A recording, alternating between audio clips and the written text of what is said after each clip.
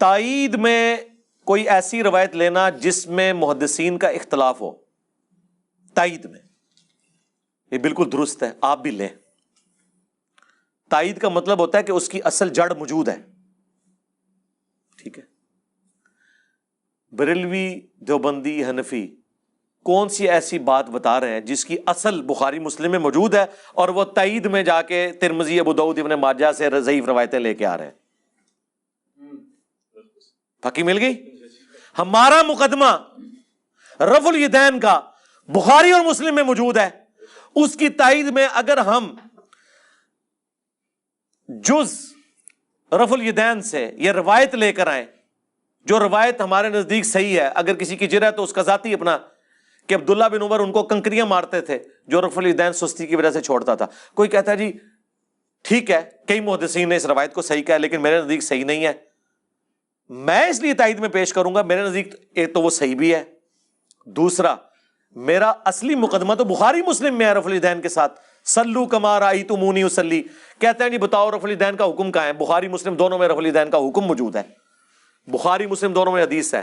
مالک بن Huwayrith کہتے ہیں ہم چند نوجوان تھے، تبوک کے موقع پر مسلمان ہوئے حضور کی وفات سے چند مہینے پہلے، اور ہم اپنے گاؤں ایریا سے آ کے مسجد نبوی میں رکے، آپ کی صحبت کی، 20 دن رہے حضور کے ساتھ دین سیکھنے کے لیے۔ کہتے ہیں پھر ہمیں گھر کی یاد ستانا شروع ہو گئی۔ ایک اچھا ٹیچر وہی ہوتا ہے جو فیس ریڈنگ کر لے۔ آپ تو کہتے ہیں نا حضور آپ کے زمانے میں ہوتا تو آپ کے ساتھ ہی رہتا، جو اس زمانے میں تھے انہوں نے اپنے کام بھی تو کرنے تھے نا، یہ دنیا میں نظام چل نہیں سکتا۔ تو وہ مالک بن حویرث کہتے ہیں حضور نے جب ہماری حالت دیکھی نا کہ اب یہ بچے انٹرسٹ لوز کر رہے ہیں، ان کو گھر کی یاد ستا رہی ہے، تو حضور نے خود ہی بلا کے کہا کہ ٹھیک ہے بس جاؤ، یعنی وہ شرم و شرمی خود تو نہیں کہہ رہے حضور اجازت دے، حضور نے کہا اچھا اب تم جاؤ، دیکھنا واپس جب گئے تو نماز کا جب وقت ہو، 5 نمازوں کی یہ ٹائمنگ ہے جو تم نے میرے ساتھ نمازیں پڑھی، تم میں سے کوئی ایک شخص اذان دے جسے قرآن زیادہ آتا ہے اور عمر میں بھی بڑا ہے، وہ تمہاری امامت کروائے، اور ساتھ ہی آپ نے فرمایا صلو کما رأیتمونی اصلی، اور نماز تم نے ویسے پڑھنی ہے جس طرح مجھے نماز پڑھتے ہوئے دیکھا ہے۔ حکم آ گیا نا، نماز ویسے پڑھو جس طرح مجھے دیکھا۔ اب اس کے بعد حضور کو کہنے کی ضرورت نہیں ہے کہ میں نماز جب شروع کرتا ہوں تو دیکھو میں اللہ اکبر کہتا ہوں تم بھی اللہ اکبر کہو، میں ثنا پڑھتا ہوں تم بھی ثنا پڑھو، یہ تو کہنے کی ضرورت نہیں ہے۔ بخاری مسلم دونوں میں حدیث ہے اللہ نے مجھے جوامع کلمات کے ساتھ مبعوث کیا کہ بات مختصر کرتا ہوں اور مفہوم گہرا۔ ایک جملے میں رفع الیدین کا حکم، تسبیحات کا حکم، ارکان کا حکم آ گیا نا۔ مالک بن حویرث جو یہ حدیث روایت کر رہے ہیں انہی سے پوچھ لیں کہ حضور نماز کیسے پڑھتے تھے، وہ تابعین کو نماز سکھا رہے ہیں اور کہہ رہے ہیں کہ اس وقت نماز پڑھنے کا میرا ارادہ نہیں تھا، میں صرف اس لیے نماز پڑھ رہا ہوں تاکہ تمہیں بتاؤں کہ نبی علیہ السلام نماز کیسے پڑھتے ہیں۔ بخاری مسلم دونوں میں موجود ہے، انہوں نے نماز شروع کی تو دونوں ہاتھ کانوں تک اٹھائے، مسلم میں کانوں تک ہے اور بخاری میں صرف الفاظ ہیں کہ ہاتھ اٹھائے۔ جب رکوع میں جانے لگے تو دونوں ہاتھوں کو بلند کیا کانوں تک، یعنی انگلیوں کے پورے کانوں کی سیدھ میں اور ہتھیلیاں کندھے کی سیدھ میں، اور رکوع سے سر اٹھایا تو ایسا کیا۔ اور بخاری میں یہاں تک ہے کہ مالک بن حویرث ہر طاق رکعت میں جب تک بیٹھ نہ جائیں دوسری رکعت کے لیے کھڑے نہیں ہوتے تھے، یعنی پہلی اور تیسری رکعت میں بیٹھ کے اٹھتے تھے، یعنی جلسہ استراحت۔ نبی اسلام سے انہوں نے دیکھا، جو لوگ کہتے ہیں حضور بوڑھے ہو گئے تھے اس لیے جلسہ استراحت کرتے تھے، تو حضور نے مالک بن حویرث کو کیوں نہیں کہا کہ میں بوڑھا ہو گیا ہوں، تم نے ڈائریکٹ کھڑے ہونا ہے پنجوں کے بل؟ اور وہ پھر ضعیف روایت ترمذی سے لے کے آتے ہیں، امام ترمذی نے خود لکھا یہ روایت صحیح نہیں ہے۔ دیکھو اندازہ کرو، ہماری روایت بخاری مسلم میں، اور اس سے بڑھ کر بخاری میں 6251 نمبر حدیث ہے۔ ایک صحابی نے جب تیزی سے نماز پڑھی تھی، حضور نے کہا السلام علیکم کا جواب دیا، وعلیکم السلام کا، دوبارہ نماز پڑھ تو انہوں نے نہیں نماز پڑھی، 3 دفعہ ایسے ہوا، چوتھی بار اس نے کہا حضور سکھا دیں۔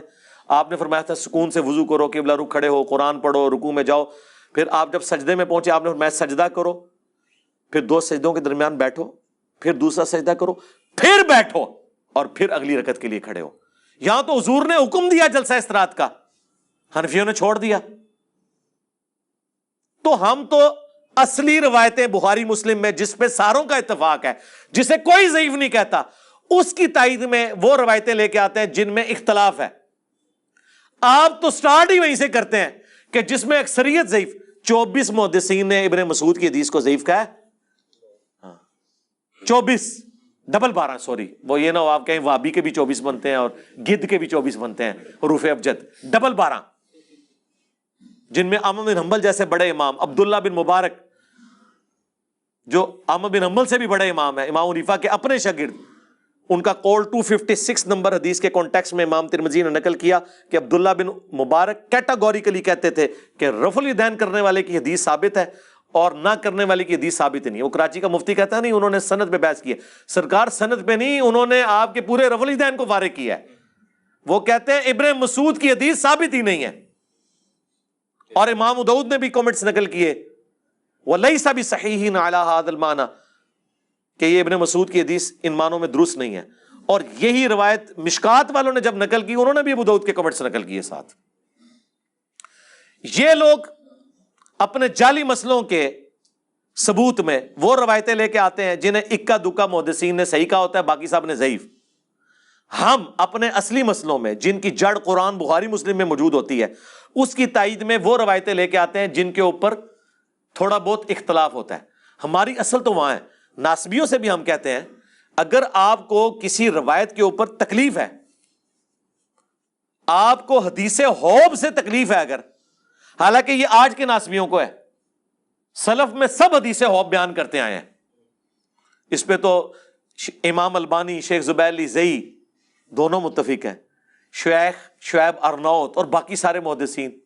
حدیث حوب سیدہ عائشہ پہ جو کتے بھونکے تھے, اس کو تو کبھی کسی نے ضعیف نہیں کہا تھا. آج کل یہ اس میں سے کچھ نکال کر رہے, ہم کہتے ہیں حدیث حوب کو چھوڑ دیں.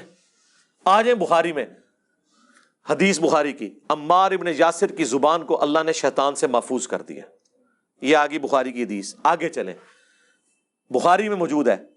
اور قربان جاؤں امام بخاری نے اما عائشہ کے فضائل والے چیپٹر میں حدیث لی ہے, اور تم تو اما عائشہ سلام اللہ علیہا کے فضائل بھی عمار ابن یاسر کے بغیر بیان ہی نہیں کر سکتے. لیکن ان سے پوچھ کے لیتے تو آدھی حدیث لیتے. امام بخاری نے پوری روایت لی کہ جنگ جمل کے لیے مولا علی نے عمار ابن یاسر اور حسن ابن علی کو کوفہ روانہ کیا کہ جا کے کوفے کے ممبر کے اوپر خطبہ دے کے لوگوں کو تیار کرو خلیفہ راشد کے حق میں. تو انہوں نے ممبر پر چڑھ کر اوپر والی سیڑھی کے اوپر حسن ابن علی کو بٹھایا اور خود نچلی سیڑھی پہ بیٹھے, حالانکہ حسن ابن علی ان کی پوتوں کی عمر کے تھے. صرف اہل البیت کا احترام کیا عمار ابن یاسر نے. اور بخاری کے الفاظ ہیں, انہوں نے کہا لوگو اللہ نے تمہیں آزمایا ہے, ایک طرف دنیا اور آخرت میں تمہارے نبی کی بیوی ہیں, مرتبہ نہیں کم ہونے دیا, جنت میں بھی بیوی ہیں عائشہ سلام اللہ علیہا, اور دوسری طرف علی ابن ابی طالب ہے. اب اللہ دیکھے گا کہ تم عائشہ کی اطاعت کرتے ہو یا اللہ کی اطاعت کرتے ہو. حضرت عائشہ کی جنگ کس کے ساتھ قرار دی عمار ابن یاسر نے؟ اللہ کے ساتھ. تو جنگ تو علی کے ساتھ ہو رہی تھی, اس لیے کہ قرآن میں ہے یا ایھا الذین آمنوا اطیعوا اللہ واطیعوا الرسول واولی الامر منکم. اطاعت اللہ کی, رسول کی اور حکمران وقت کی. اور حکمران وقت بھی کوئی ملک اور بادشاہ نہیں ہے, خلیفہ راشد ہے جس کی پیروی کا حکم ہے علیکم بسنتی وسنت الخلفاء الراشدین المہدیین. تو سرکار حدیث حوب کو بھول جاؤ, عمار کی زبان شیطان سے محفوظ. عمار کہہ رہا ہے کہ جنگ جمل لڑنے والے علی کے خلاف نہیں اللہ کے خلاف جنگ لڑ رہے ہیں. ٹائم قیامت تک جے ان حدیث حوب کتےوں نو بھول جاؤ. بنو امیہ کے پالتو کتے, کتوں والی حدیث کو بھول جاؤ. اس حدیث کو دیکھو جو عمار بن یاسر کی حدیث ہے. مجھے بتائیں یہ بھاری ہے یا وہ بھاری ہے؟ کسی کے اوپر کتے کا بھونکنا یہ بڑا مسئلہ ہے, یا اس کی اس ایکٹیویٹی کو اللہ کے خلاف لڑنا قرار دیا جائے یہ بڑی ایکٹیویٹی ہے؟